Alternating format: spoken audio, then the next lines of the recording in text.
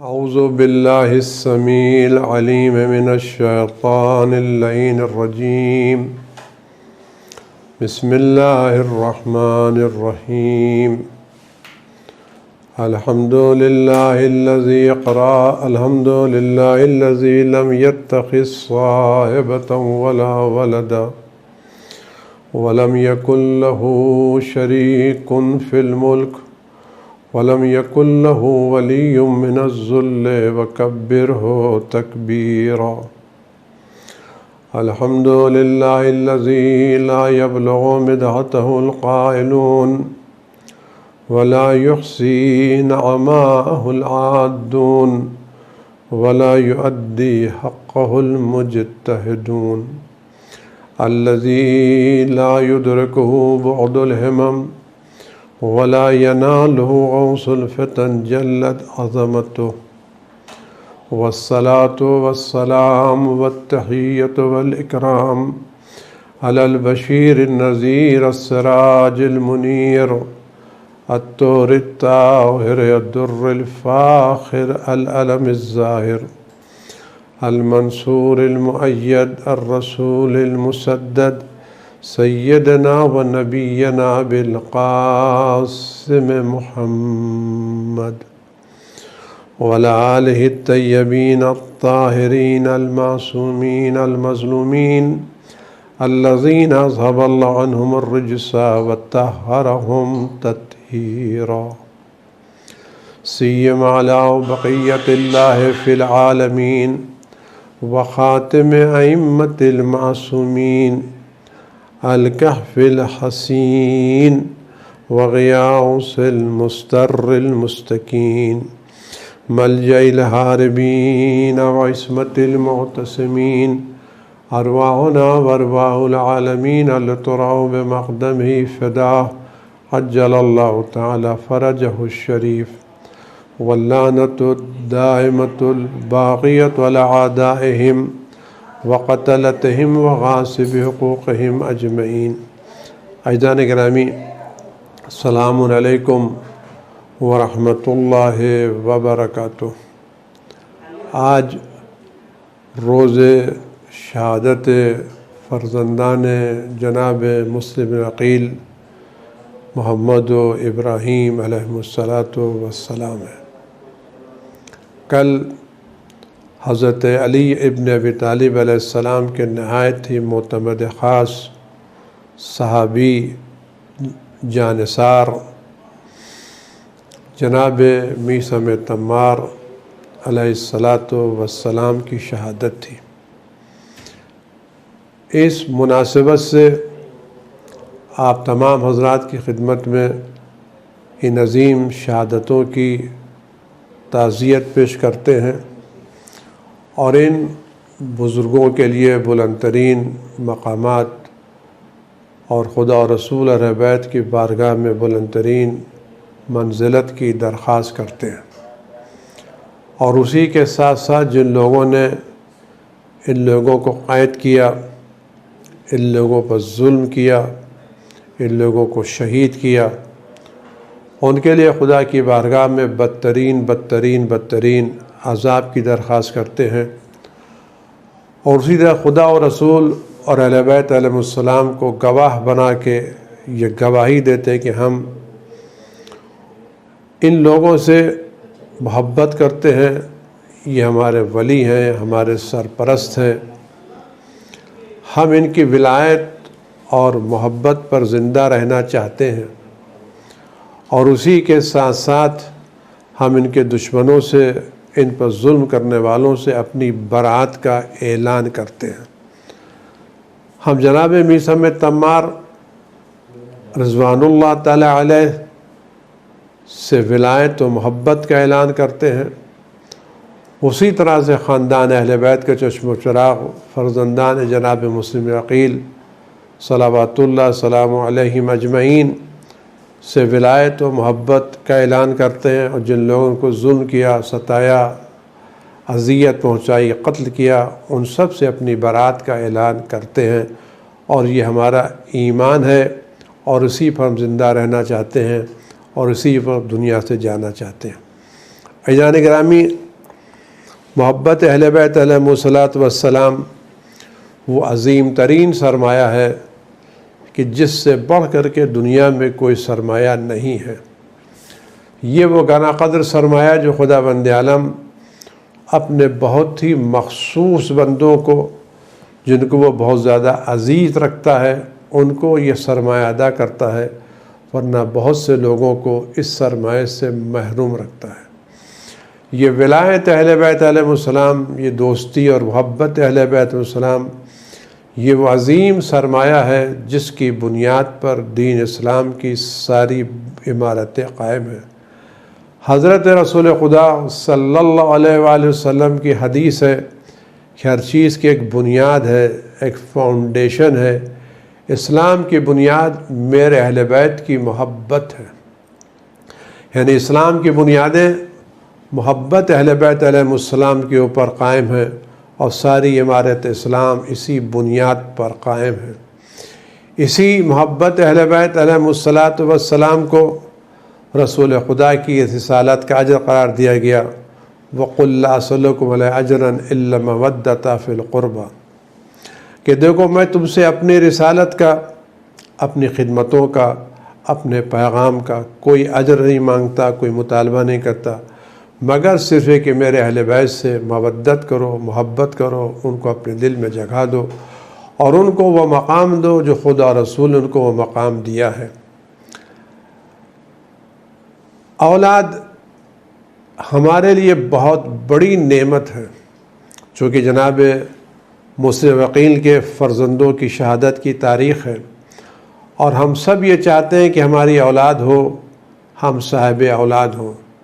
صاحب اولاد ہونا اللہ کا عطیہ ہے، ہم اپنی مرضی سے صاحب اولاد نہیں ہو سکتے۔ خدا جس کو اولاد کی دولت دیتا ہے وہ دولت اولاد سے مالا مال ہوتا ہے، اس کی گود بھرتی ہے، اس کا دل ٹھنڈا رہتا ہے۔ چاہے یہ اولاد خدا لڑکی کی شکل میں دے یا لڑکے کی شکل میں، ہم میں اس میں کوئی اختیار نہیں، نہ ہم اپنے مطالبے سے اپنی پسند سے اولاد حاصل کر سکتے ہیں، نہ اپنی پسند سے اولاد میں لڑکی یا لڑکا حاصل کر سکتے ہیں۔ جس طرح سے اولاد عطیہ پروردگار ہے، عنایت پروردگار، اسی طرح سے یہ اولاد کا لڑکی یا لڑکی ہونا بھی عنایت پروردگار ہے۔ تو ہم بغیر اللہ کی عنایت کے اور اللہ کے کرم کے صاحب اولاد نہیں ہو سکتے، لیکن اولاد کی تربیت ہمارے ذمہ دار ہے۔ صاحب اولاد ہونا نہ ہونا خدا کے ہاتھ میں ہے، لیکن اولاد کی تربیت ہمارے ذمے ہے۔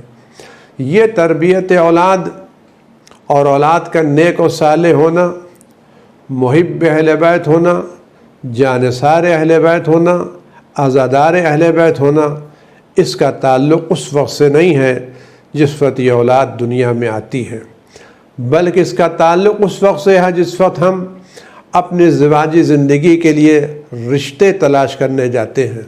اس وقت ہم سے کہا گیا دیکھو، جب تم رشتے کی تلاش میں جاؤ، چاہے تم لڑکے کی لڑکی تلاش کر رہے ہو یا لڑکی کے لیے لڑکا تلاش کر رہے ہو، تو اس کی صورت پر مت جانا، اس کے جمال پر مت جانا، اس کی خوبصورتی پر مت جانا، اس کے مال پر نہ جانا، اس کی تجارت میں جانا، دنیا میں اس کے بڑے گھر پر نہ جانا، بلکہ جانا تو یہ دیکھنا ایمان ہے یا نہیں، تقوی ہے یا نہیں، پرہیزگاری ہے یا نہیں، اور یہ دیکھنا کہ جس کو اپنے گھر لا رہے ہو یا جس کے گھر تم جا رہے ہو، اس کے دل میں ولایت اہل بیت علیہ السلام ہے یا نہیں۔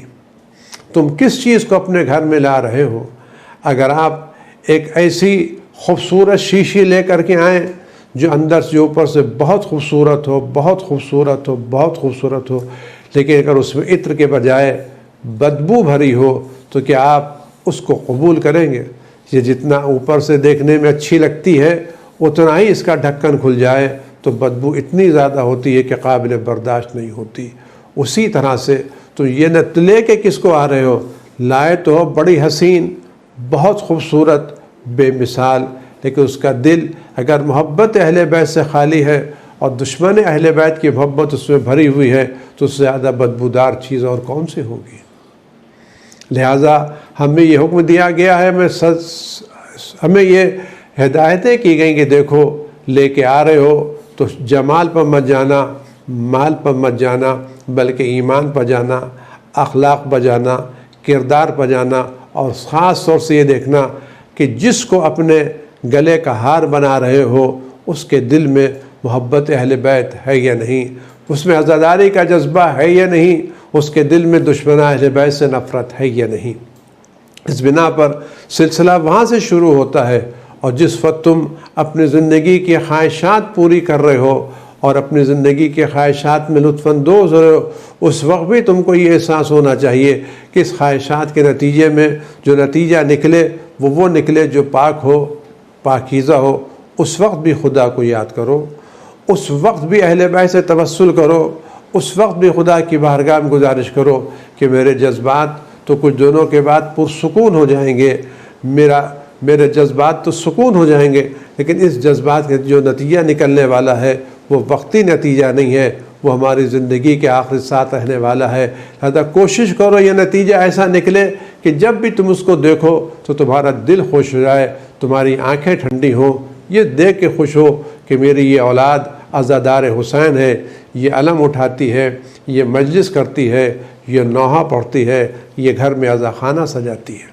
لہٰذا یہ اولاد کی ذمہ داری ہماری ہے، تربیت اولاد ہماری ذمہ داری ہے، اور اس تربیت اولاد میں بہت بڑا کردار ماں کا ہے۔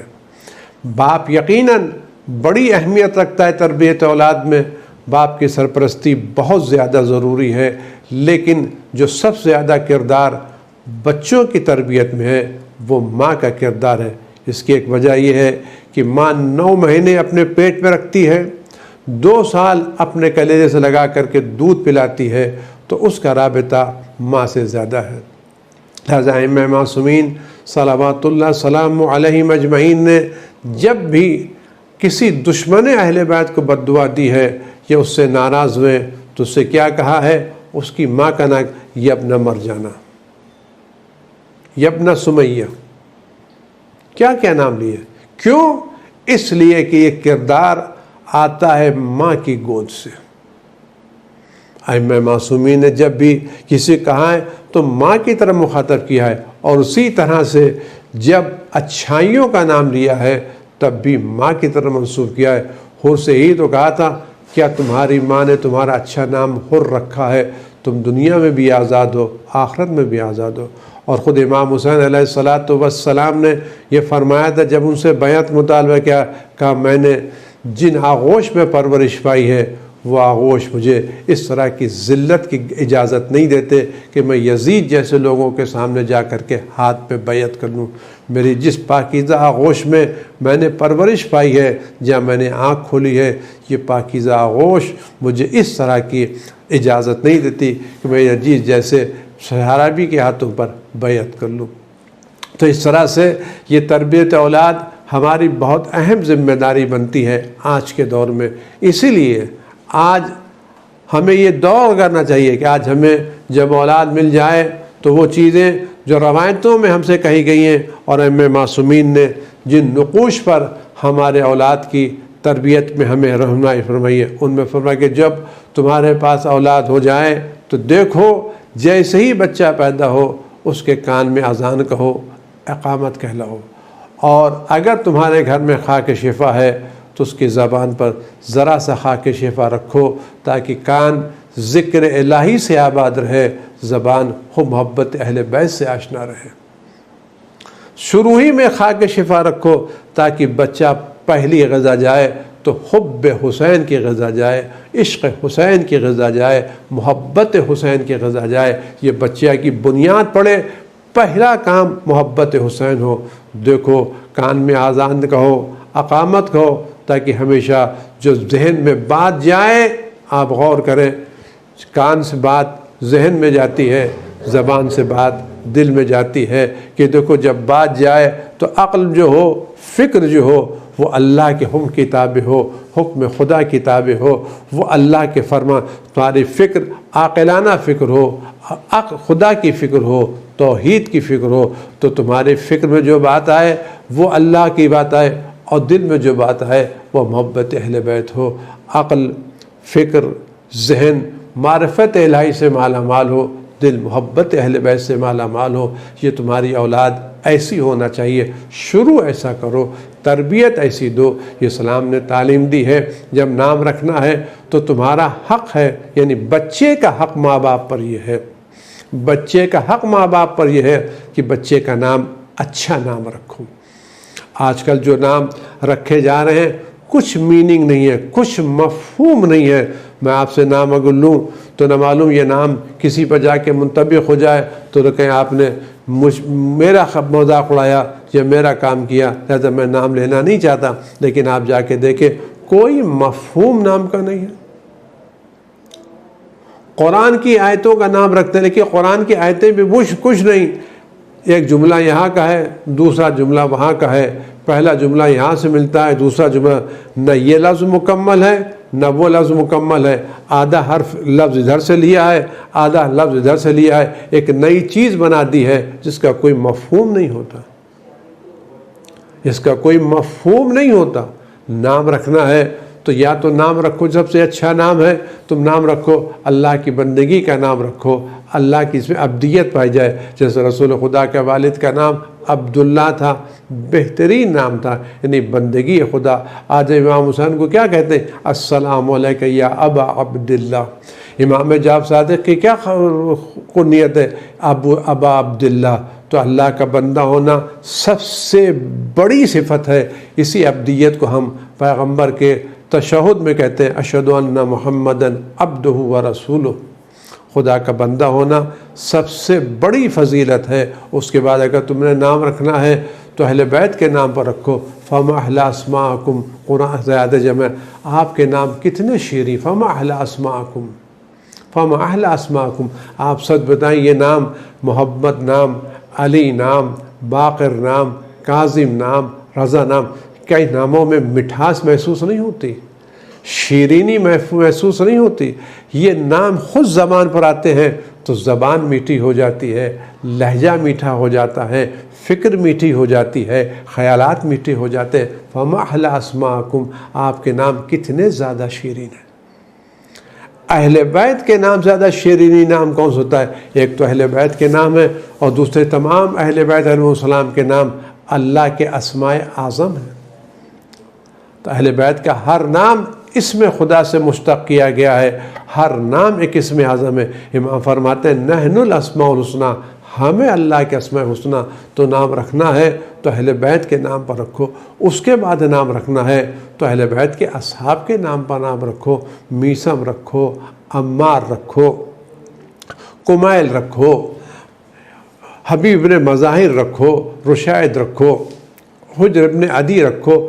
نام رکھنا ہے تو ان کے ناموں پر رکھو تاکہ جب میثم کا نام رکھو پتہ چل جائے ہم کس کا نام رکھا ہے۔ ہم نے اپنے بچوں کو نام صرف میثم اس لیے رکھا ہے کہ اس کی زبان پر ولایت اہل بیت آئے، مدح اہل بیت آئے، اہل بیت کی ثنا آئے، اہل بیت کی ثنائیں آئیں، اہل بیت کی تعریفیں آئیں، اہل بیت کے قصیدے آئیں۔ عمار نام رکھو تاکہ ایسا بچہ پیدا ہو کہ جس طرح سے ہمارے یاسر اپنے وقت کے امام کے لیے سپر تھے، اس طرح تمہارا بچہ بھی اپنے امام وقت کے لیے سپر ہونا چاہیے۔ رشید نام رکھو، حجر بن عدی نام رکھو۔ نام رکھنا ہے تو کربلا والوں کے نام پر رکھو، زہیر نام رکھو، حبیب نام رکھو، بریر نام رکھو، تاکہ ان ناموں کے ساتھ ساتھ کربلا والوں کی یاد تو آئے۔ تمہارے گھر میں جب نام لو تو نام تو ایسا ہونا چاہیے۔ لہذا کہتے ہیں کہ دیکھو سب سے بڑا حق بچے کا یہ ہے کہ اس کا نام اچھا نام رکھو، اچھا نام رکھو۔ یہ جمعرے کے نام رکھنے کے بعد نام کو مٹا دیا جاتا ہے، حبیب کو حبن کر دیا جاتا ہے، رشید کو رشن کر دیا جاتا ہے، محمد کو مدن کر دیا جاتا ہے۔ یہ کیا ہے؟ کس کا نام بگاڑ رہے ہو؟ اگر آج آپ کی وہ کوئی بنائی ہوئی تصویر آپ بنائیں، ایک اچھے کاغذ کے اوپر ایک بہت عمدہ تصویر آپ بنا کے رکھیں، اگر اس تصویر کو کوئی بگاڑ دے، اس پر کالک پوت دے، مختلف رنگ پوت دے، تو آپ کو تصویر کیسے لگے گی؟ کیوں؟ اس اگر آپ نے تصویر محنت سے بنائی ہے تو آپ یہ چاہتے ہیں کہ تصویر بگڑنے نہ پائے، اس کا انداز بدلنے نہ پائے، تو ہماری تصویر نہ بگڑے، ہمیں اس کا بہت خیال ہوتا ہے۔ لیکن ہم محمد کو مدن میں تبدیل کر دیں، رشید کو رشن میں تبدیل کر دیں، نقی کو نقن میں تبدیل کر دیں، تو کیا یہ تبدیلی خدا اور رسول کو پسند ہوگی؟ کہ اہل بیت کے نام کو خراب کرنا نہیں ہے۔ تقی میں کون سی خرابی ہے کہ آپ تقی کو تقن کہہ رہے ہیں؟ نقی میں کون سی خرابی ہے؟ کیا نقی کے نام کے لذت نام نقی میں ہے، لذت نام تقی میں ہے، لذت نام محمد میں ہے؟ اگر اسم اعظم ہے جس نام کے ذریعے سے بلائیں دور ہوتی ہیں، وہ لفظ محمد ہے، وہ لفظ علی ہے، وہ لفظ زہرا ہے، وہ لفظ زینب ہے، وہ لفظ فاطمہ ہے، وہ محدثہ ہے، وہ مقدسہ ہے، وہ علی ہے، وہ جعفر ہیں، وہ کاظم ہیں، وہ رضا ہیں، وہ عسکری ہیں، وہ نقی۔ ان ناموں میں یہ نام اسماء حسنہ ہیں، ان ناموں میں کیا حلاوت ہے، ان ناموں میں شیرینی ہے، ان ناموں میں مٹھاس ہے۔ تو نام رکھنا ہے تو اپنے بچوں کا نام اس طرح سے رکھیں تاکہ اہل بیت کا نام ہمارے گھر میں آتا جائے، اور ملائکہ بھی جب یہ نام سنیں تو ان کے کان آشنا ہوں، ہاں یہ نام میرے مولا کا نام ہے، یہ نام میرے آقا کا نام ہے، یہ نام میرے سردار کا نام ہے۔ تو نام رکھنا ہے تو نام رکھو۔ اور دوسری ذمہ داری جو ہے قرآن نے دی ہے، جو اہل بیت نے دی ہے، قرآن نے تو اہل بیت نے جو دوسری ذمہ داری والدین پر عائد کی، وہ ذمہ داری یہ عائد کی اپنے بچے کو قرآن سکھاؤ۔ قرآن سکھانا بچوں والدین کی ذمہ داری ہے، نہ صرف قرآن پڑھنا بلکہ اچھا قرآن پڑھنا سکھاؤ، بہترین قرآن پڑھنا سکھاؤ، تلاوت کے ساتھ، تجوید کے ساتھ، عمدہ لہجے میں۔ آج کیا میں آپ سچ عرض کرنا چاہتا ہوں، آپ دل پر ہاتھ رکھ کے سوچیں، تھوڑی دیر کے غور کریں، کیا ہم آج یہ پسند نہیں کرتے ہمارا لڑکا، ہماری اولاد، ہماری بچی انگریزی بولے تو اچھے لہجے میں بولے؟ کیا ہم یہ پسند نہیں کرتے ہماری اولاد اردو بولے تو اچھے لہجے میں بولے؟ اگر ہم اچھے لہجے میں اپنی اولاد کی زبانی اردو سننا چاہتے ہیں، اپنے اولاد کی زبانی اچھے لہجے میں انگریزی سننا چاہتے ہیں، تو ہماری یہ بھی تمنا چاہیے ہماری اولاد اچھے لہجے میں قرآن پڑھے۔ اگر انسانی زبان اچھے لہجے میں پڑھنے کی ہم تمنا رکھتے ہیں تو اللہ کی زبان تو ہمیں اور زیادہ اچھے لہجے میں پڑھنے کی کوشش کرنا چاہیے، تاکہ ہم اللہ کی زبان سے آشنا ہوں، اور جب زبان الہی ہماری زبان قرار پائے گی تو ہماری زبان کی تاثیر کچھ اور بڑھ جائے گی۔ تو ہر باپ کی ذمہ داری یہ ہے کہ اپنے بچے کو قرآن سکھائے، اور اس کے بعد بڑی ذمہ داری ہے کہ اپنے بچے کے دل کو محبت اہل بیت سے آشنا کریں، اس کے دل محبت اہل بیت ڈالے، یہ ذمہ داری ہے۔ اور رسول خدا صلی اللہ علیہ وآلہ وسلم نے میدان غدیر خم میں جب اپنا تاریخی خطبہ دیا ہے، جس کو لوگوں نے نقل کیا ہے، جو ولایت اہل بیت السلام کی بہترین مستند ترین سند ہے، اس میں فرماتے ہیں کہ دیکھو، خطبہ تمام کرنے کے بعد ہر وہ شخص جو یہاں حاضر ہے اس کی ذمہ داری ہے اس پیغام غدیر کو، اس خطبہ غدیر کو ان لوگوں تک پہنچائیں جو موجود نہیں ہیں۔ اور ہر باپ کی ذمہ داری ہے، ہر باپ کی ذمہ داری ہے کہ پیغام غدیر کو، خطبہ غدیر کو اپنی اولاد تک پہنچائے۔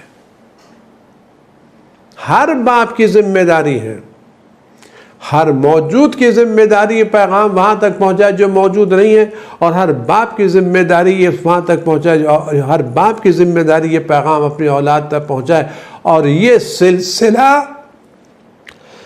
صبح قیامت تک جاری رہے گا۔ یعنی پیغام غدیر پہنچانا صرف غدیر کے بعد تک کی بات نہیں، جب تک دنیا میں سورج چاند باقی ہے، جب تک دنیا میں زندگی باقی ہے، اس وقت تک ہر محب اہل بیت کی ذمہ داری ہے کہ اپنے بچوں تک پیغام غدیر پہنچائیں، اپنے بچوں کو خطبہ غدیر سے آشنا کریں۔ آپ یقین جانیے، اگر آج خطبہ غدیر لوگوں تک پہنچ گیا ہوتا اور لوگوں نے غدیر کو زندہ رکھا ہوتا تو آج دنیا میں اتنا فتنہ و فساد نہ ہوتا، اتنی خونریزی نہیں ہوتی۔ کربلا کا واقعہ تو بات کی بات ہے، اگر لوگوں نے غدیر کو یاد رکھا ہوتا تو نہ جمل ہوتی، نہ صفین ہوتی، نہ نہروان ہوتی، نہ کوئی اور جنگ ہوتی اگر لوگوں نے واقعہ غدیر کو یاد رکھا ہوتا۔ یہ ساری جنگیں، یہ ساری خوریزیاں اس بنا پر ہوئیں کہ لوگوں نے واقعہ غدیر کو بھلا دیا تھا۔ لہذا آج ہر باپ کی ذمہ داری ہے کہ اس واقعہ غدیر کو دوسروں تک پہنچائے اور اپنے بچوں کو بتائے کہ یہ واقعہ غدیر ہے کیا اور ولایت اہل بیت کتنی قیمتی چیز ہے۔ یہ ہماری ذمہ داری ہے۔ ہم محبت اہل بیت صرف یہ نہ بتائیں کہ اہل بیت کو چاہو، بلکہ یہ بتائیں یہ محبت کتنی قیمتی چیز ہے، یہ محبت کتنی قیمتی چیز ہے۔ ایک چھوٹی سی بات عرض کروں، آپ اپنے گھر میں ایک قیمتی کھلونا لے کے آتے ہیں، اگر آپ اپنے گھر میں قیمتی کھلونا لے کر کے آتے ہیں تو جب قیمتی کھلونا لے کے آتے ہیں تو کیا قیمتی کھلونا کھیلتے وقت کہ اپنے بچے سے یہ نہیں کہتے بیٹا ذرا خیال رکھنا بڑا قیمتی ہے، توڑنا نہیں، ضائع مت کرنا۔ ہم اپنے بچوں کے قلم لا کے دیتے ہیں، امتحان کے لیے اچھا قیمتی قلم لا کے دیتے ہیں تو کیا کہتے ہیں میرے لال بڑا قیمتی ہے، ذرا سنبھال کے رکھنا، ضائع مت کرنا، بڑی محنت سے ملا ہے۔ تو اگر ہم ایک قیمتی کھلونوں کی حفاظت کرنا چاہتے ہیں، اگر ہم ایک قیمتی قلم کی حفاظت کی سفارش کرتے ہیں تو کیا محبت اہل بیت سب سے بڑا قیمتی سرمایہ نہیں ہے؟ کیا ولایت اہل بیت سب سے بڑا قیمتی سرمایہ نہیں ہے؟ اگر ہم یہ چاہتے ہیں کہ ہمارا بچہ قیمتی کھلونا نہ توڑے، قیمتی قلم نہ توڑے، تو کیا ہم کو یہ نہیں سکھانا چاہیے بیٹا تمہارے دل میں محبت اہل بیت ہے، اس کو گناہوں سے نہ توڑو، اس کو بد اخلاقیوں سے خراب مت کرو، اس کو بدعمالیوں سے متاثر مت کرو، یہ بڑا قیمتی خزانہ ہے۔ لیکن ہمیں شاید کھلونے کی قدر ہے، محبت اہل بیت کی قدر نہیں ہے۔ یہ بڑا قیمتی سرمایہ ہے، یہ بڑا قیمتی سرمایہ۔ اسی سرمایہ کی بنیاد پر ہماری دین کی عمارت قائم ہے۔ یہی سرمایہ ہماری بخشش کا ذریعہ ہے، ہماری نجات کا ذریعہ ہے۔ اسی سرمایہ کی بنیاد پر ہماری نمازیں قبول ہیں، ہمارے روزے قبول ہیں، ہمارے اعمال قبول ہیں۔ بلکہ اور آگے بڑھتا ہوں، اسی محبت اہل بیت، ولایت اہل بیت کی بنیاد پر توحید مکمل ہے، نبوت مکمل ہے، قیامت مکمل ہے۔ اگر کسی کے پاس محبت اہل بیت نہیں ہے، ولایت اہل بیت نہیں، محبت اہل بیت ان معنوں میں نہیں جن معنوں میں ہم سمجھتے ہیں، محبت و ولایت اہل بیت ان معنوں میں جن معنوں میں خدا اور رسول نے ان کی محبت اور ولایت کا حکم دیا ہے۔ وہ محبت نہیں جو ہم نے ایجاد کی، اس محبت کی بات کر رہا ہوں جو محبت خدا اور رسول نے فرض کی ہے، اور جس ولایت کی طرف خدا اور رسول نے دعوت دی ہے، اس محبت اور ولایت کی بات کر رہا ہوں۔ اس ولایت کے اوپر اگر وہ ولایت نہیں ہے، وہ محبت اہل بیت نہیں ہے، وہ معرفت اہل بیت نہیں ہے، تو توحید بھی مکمل نہیں ہے، نبوت بھی مکمل نہیں ہے، کوئی عقیدہ اسلام مکمل نہیں ہے، اور کوئی عملی طور پر کوئی عمل اور کوئی فعل خدا کی بارگاہ میں قابل قبول نہیں ہے۔ لہذا اس ولایت اہل بیت کو ہم سنبھال کے رکھنا چاہیے اور اپنے بچوں کے دلوں میں نافذ کرنا چاہیے۔ محرم قریب آ رہا ہے، آئندہ ہفتہ ہو سکتا ہے پہلی محرم جمعہ پڑ جائے تو یہ اس سال کا آخری جمعہ ہے، لہذا ہمیں ابھی سے تیاری کرنا چاہیے۔ ہم کس طرح اس پیغام کو پہنچائیں؟ محرم قریب آ رہا ہے، حالات اس وقت بہت اچھے نہیں ہیں، لیکن ہم حالات سے ہارنے والے نہیں ہیں۔ ہمیں ان حالات میں بھی عزاداری کرنا ہے اور احتیاط کے ساتھ عزاداری کرنا ہے۔ ہم عزاداری بند نہیں کریں گے، لیکن احتیاط کے ساتھ اس کو جاری رکھیں گے، پوری طرح سے جاری رکھیں گے، لیکن ذرہ برابر بد احتیاطی سے کام نہیں لیں گے۔ عزیزان گرامی، میں صرف بات عرض کرنا چاہتا ہوں کہ محرم شروع ہونے والا ہے، باتیں آئیں، کچھ باتیں خدمت میں پہنچ چکی ہیں اور کچھ باتیں میں پہنچانا چاہتا ہوں کہ دیکھیے ہمیں عزاداری کرنا ہے، کسی نے عزاداری سے منع نہیں کیا ہے، مرجع وقت نے عزاداری سے منع نہیں کیا ہے، خالی آپ سے ہدایت کی دیکھیے اسلام آیا عزاداری ہمارا دین ہے یا دین نہیں ہے؟ آئے ہم جس عزاداری کرنے جا رہے ہیں، عزاداری ہم کریں گے اپنے جذبات کی تسکین کے لیے کریں گے یا اپنی دینی ذمہ داری کو نبھانے کی کوشش کریں گے؟ ہمارا فرض کیا ہے؟ اس بنا پر ہم عزاداری کریں گے، ہمارے آباء و اجداد کرتے چلے آ رہے ہیں، یہ اس بنا پر عزاداری کریں گے، یہ عزاداری خدا کی قربت کا ذریعہ ہے، رسول کی خوشنودی کا ذریعہ ہے، جناب زہرا کی دعاؤں کا ذریعہ ہے۔ آیا یہ عزاداری ہمارا دین ہے یا نہیں ہے؟ عزاداری ہمارا کلچر نہیں ہے، عزاداری ہمارا دین ہے، عزاداری ہماری شریعت ہے، عزاداری ہمارا مذہب ہے، عزاداری ثواب کی چیز ہے، عزاداری گناہوں کی بخشش کا ذریعہ ہے، عزاداری نجات کا ذریعہ ہے۔ یہ کلچر نہیں ہے، یہ دین ہے، یہ شریعت ہے، یہ اسلام ہے، یہ مذہب ہے، یہ قربت خدا ہے۔ لہذا جب یہ دین ہے، مذہب ہے، قربت خدا ہے، تو اس کو اسی انداز ہونا چاہیے تاکہ یہ دین باقی رہے، شریعت باقی رہے، یہ کلچر میں تبدیل نہ ہونے پائے۔ جب دین ہے تو دین کی چار چوب میں، دین کی حدود میں ہمیں کام کرنا چاہیے۔ دین کی حدود میں ایک بات یہ بیان کی گئی ہے، سب جانتے ہیں کہ اگر آپ کے پاس کوئی ایسی بیماری ہے جس بیماری دوسروں کو لگ سکتی ہے تو آپ کی ذمہ داری آپ اپنے کو بچا کر کے رکھیں۔ وہ دین اسلام جو اپنے گھر کا کوڑا دوسرے کی زمین پر پھینکنے کی اجازت نہیں دیتا جبکہ اس سے بہت زیادہ نقصان ہونے والا نہیں ہے، تو کیا وہ دین اسلام اجازت دے گا کہ ہم ایسی بیماری لے کے جائیں جس میں دوسرے مبتلا ہو جائیں اور جس کا سلسلہ کسی کی جان تک پہنچ جائے، کسی کے اخراجات تک پہنچ جائے، کسی کے مسائل تک پہنچ جائے؟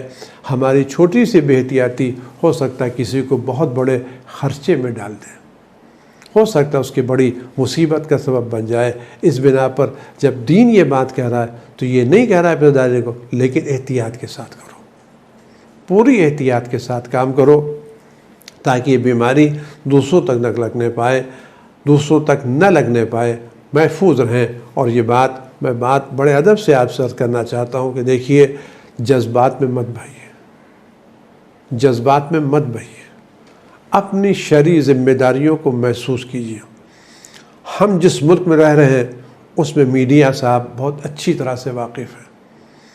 آج کل جو میڈیا کا مزاج ہے وہ رائی کو پہاڑ بنا کے پیش کر دیتے ہیں اور کبھی پہاڑ کو بھی بالکل رائی بنا کے پیش کر دیتے ہیں۔ یہ آج کا میڈیا ہے۔ جو چیز کچھ نہیں ہوتی اس کو بہت بڑا چڑھا کے پیش کر دیا جاتا ہے، اور جو بہت بڑی چیز ہوتی ہے اس کو نظر انداز کر دیا جاتا ہے یا سرسری طور پر پیش کیا۔ یہ آج کا میڈیا ہے جو ہمارے سامنے ہے، ہم اس سے غفلت نہیں برت سکتے۔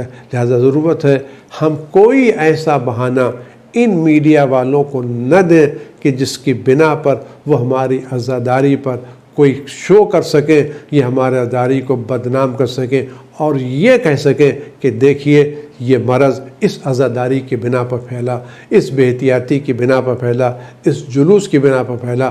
دیکھیے ہماری بے احتیاطیاں ہمارے جلوس کی بدنامی کا سبب نہ بننے پائیں، ہماری بد احتیاطیاں ہماری مجلس کی بدنامی کا سبب نہ بننے پائیں، ہماری بد احتیاطیاں ہماری عزاداری کو متاثر کرنے کے سبب نہ بننے پائیں، تاکہ یہ لوگ نہ کہیں کہ دیکھیں اچھا ہوا پابندی لگائی اور اچھا۔ آپ یقین جانیے اس وقت اگر ہم نے کچھ دنوں احتیاط سے کام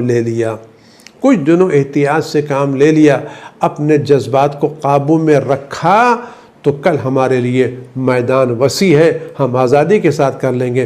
ورنہ اگر ہم نے اس وقت جذبات میں قابو میں نہیں رکھا، آگے چلے گئے، تو اس بات کا امکان ہے کہ کل اگر خدا نہ خواستہ ذرا سے بھی اس کے یہ مرض پھیل گیا تو ہو سکتا ہے کل اس کو بہانہ بنا کر کے نئی پابندی عائد کر دیا۔ ہم کچھ کہہ نہیں سکتے، ہم اس وقت ملک میں کچھ نہیں کہہ سکتے کیا ہونے والا ہے۔ لہذا اس وقت ہماری ذمہ داری ہے کہ ہم پوری طرح سے احتیاط کرتے ہوئے عزاداری منائیں اور کوشش کریں غم حسین پھیلے، مرض نہ پھیلے، بیماری نہ پھیلے، تذکرہ حسین پھیلے۔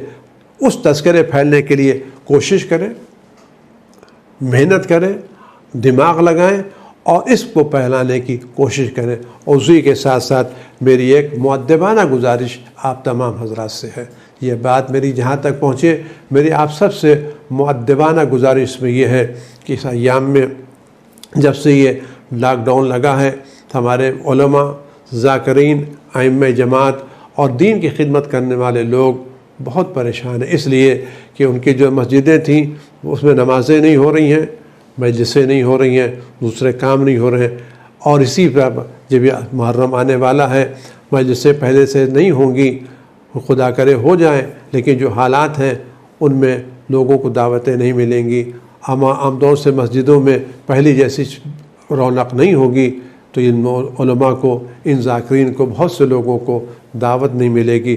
جہاں یہ ذکر حسین کی سعادت اس وقت نہ معلوم کس کو ملے گی اور کس کو نہیں ملے گی، لیکن بہت سے ایسے لوگ ہیں جن کو حسین سے روزی ملتی ہے، جن کا گھر حسین کے نام پر چلتا ہے۔ اگر اس زمانے میں ہم ان کو آن لائن دعوت نہیں دے سکتے یا ان کو اپنے گھر نہیں بلا سکتے، تو اتنا تو ضرور کریں کہ ان کو اس تحفے سے محروم نہ رکھیں جو ان کو ہر سال دیا کرتے تھے۔ جس کو ہم سال بھر بلاتے تھے یا جس کو ہم بلانے والے تھے، اگر وہ مجبوری کی بنا پر نہیں آ سکا تو کم از کم ہم اس تک ہدیہ تو پہنچائیں۔ یہ بھی تو خدمت حسین ہے۔ ہم مزدوری تو نہیں دے رہے ہیں نا، ہم اجرت تو نہیں دے رہے نا۔ آیا ہم ذاکر حسین کی مدد کرنا کیا عزاداری نہیں ہے؟ کیا نوحہ خانوں کی مدد کرنا عزاداری نہیں ہے؟ کیا صرف اس وقت وہ ہمارے کی آئیں تبھی اگر وہ آ رہے ہیں تو ہم اپنا کام کر رہے ہیں، لیکن اگر اس وقت وہ ہمارے کیا نہیں آ رہے ہیں، ہم اس وقت کا خیال رکھیں تو ہم نے حسین کے ذاکر کا خیال رکھا ہے، حسین کے خطیب کا خیال رکھا ہے، حسین کے چاہنے والے کا خیال رکھا ہے، حسین کے نوحہ خاں کا خیال رکھا ہے، حسین کے سوز خاں کا خیال رکھا ہے، حسین کی خدمت کرنے والے کا خیال رکھا ہے۔ ورنہ پہلے ہم نے کام کیا تو ہم نے اپنے ذاکر کا خیال رکھا، ہم نے اپنے نوحہ خاں کا خیال رکھا، ہم نے اپنے سوز خاں کا خیال رکھا۔ لیکن اگر اس سال وہ کسی وقت نہیں آ رہے ہیں اور ہم ان کا خیال رکھیں تو ہم نے حسین کے ذاکر کا خیال رکھا ہے، ہم نے حسین کے نوحہ خاں کا خیال رکھا ہے، ہم نے حسین کے سوز خاں کا خیال رکھا ہے۔ جتنا ہو سکے آپ اس وقت ان لوگوں کو اپنے محبتوں سے نوازیں، اور جتنا ہو سکے آپ ان کو حسین کی طرف سے ہدیہ پیش کریں۔ آپ یقین جانیے آپ جتنا بھی ان حسین سے مربوط لوگوں کو ہدیہ پیش کریں گے، امام حسین اس کا کئی ہزار گنا آپ کو دیں گے۔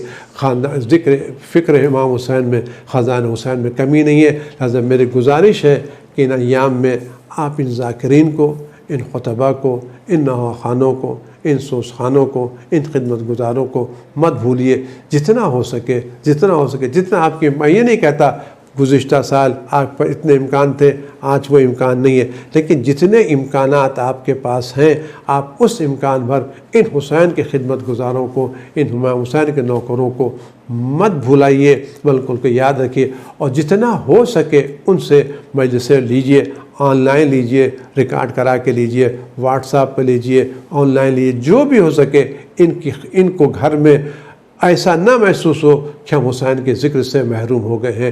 ان کو ذکر حسین کی سعادت سے محروم مت رکھیے، جتنا ہو سکے ان سے کام لیجئے، ان کی خدمت گزاری کیجئے۔ یہی آپ کے لیے میرا پیغام ہے کہ ان لوگوں کو مت بھولائیے، ان کا کام کیے۔ ائمہ جماعت ہیں، مؤذن ہیں، یہ بھی آپ کی عنایتوں کے، یہ سب دین کے خدمت گزار ہیں، عزاداری بھی دین ہے۔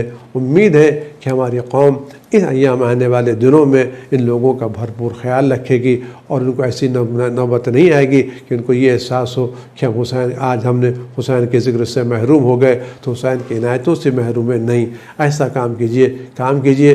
اور میری گزارش تمام لوگوں سے ہے، بقیہ لوگوں سے ہے، اگر ہم حسین کے خدمت گزار ہیں، ہم حسین کی خدمت گزار، تو امام حسین کا خزانہ بہت وسیع ہے، بہت وسیع ہے، بہت وسیع ہے۔ آپ کسی کے پاس مت جائیے، آپ گھر میں بیٹھیے، قبلہ رو بیٹھے کہ السلام علیکم یا ابا عبداللہ، السلام مولا، کیا اس سال مجھے آپ کے ذکر کی سعادت نہیں ملے گی؟ ذکر حسین ہے۔ مولا کیا اس سال مجھے آپ کے مصائب پڑھنے کی توفیق نہیں ملے گی؟ مجلس حسین ہے۔ ایک سلام دل کے گہرائیوں سے حسین کے پاس، اور ایک سلام دل کی گہرائیوں سے فرش حسین کے وارث کے نام، اصل وارث فرش زا امام وقت ہیں، زندہ ہیں۔ بقیہ جتنا فرش بچھا رہے ہیں کسی کے نیاب اصلی وارث حسین، ان کا جیتا جاتا بیٹا موجود ہے۔